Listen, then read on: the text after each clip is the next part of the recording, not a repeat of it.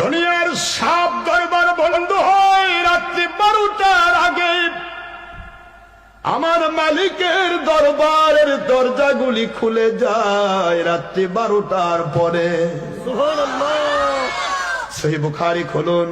প্রত্যেক রাতে আমার আল্লাহ পাক রব্বুল আলামিন বলেন, আমি বলি দুনিয়ার বাসীরা, মুসলমানেরা, মুমিনেরা, আলা মিন মুস্তাগফিরিন ফাগফির আলা, আলা মুস্তারজিকুন ফারজুক, আলা মুবতালান ফাওয়াফিয়া।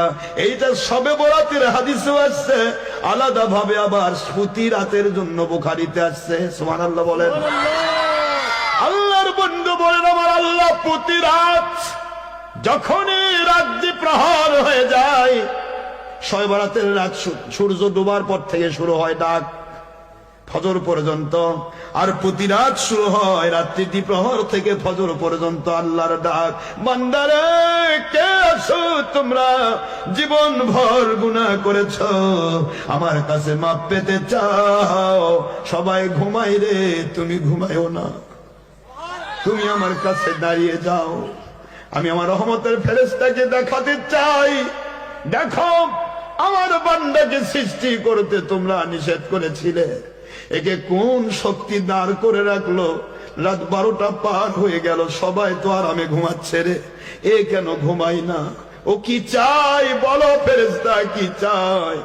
ফেরেশতা বলে, আল্লাহ তো আপনার ভয়ে ভীত, আপনাকে খুশি করতে চাই, গুনাহ মাফ পেতে চাই। আল্লাহ বলেন, তোমরা সাক্ষী থাকো ফেরেশতারা, আমার মহব্বতে আমাকে ভয় পেয়ে রাতের বেলা তাহাজ্জুদ মুহূর্তে দুহাত তুলে আমার কাছে যে কাঁদে রে, আমি আল্লাহ ওর জীবনের গুনাহ মাফ করে দিলাম।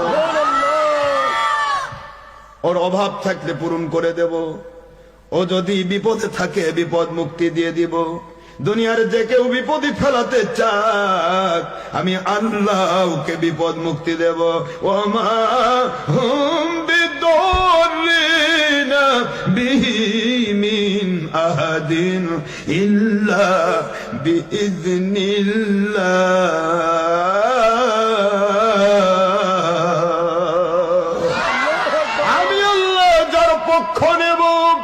আমি যার পক্ষ নেব রে, সারা দুনিয়ার সব শক্তি যদি এক হয়ে তার বিরুদ্ধে আচরণ করে, আমি আল্লাহ তার একটা পশম তুলতে দেব না।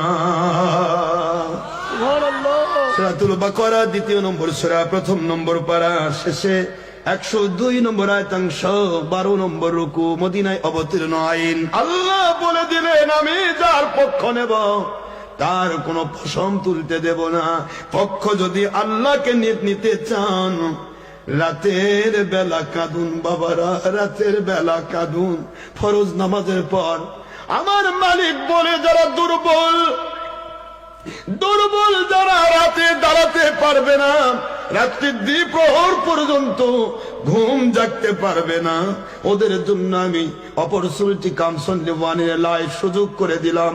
আজানের পর দোয়া কবুল হয়, ফরজ নামাজের পর দোয়া কবুল হয়, ওলি আউলিয়ার দরবারে দোয়া কবুল হয়, হক্কানি আলেমের সাথে দোয়া কবুল হয়। ওদেরকে এই বৈঠকগুলিতে যাবার বলো, আমি আল্লাহ ওদেরকে মাফ করে দিতে চাই।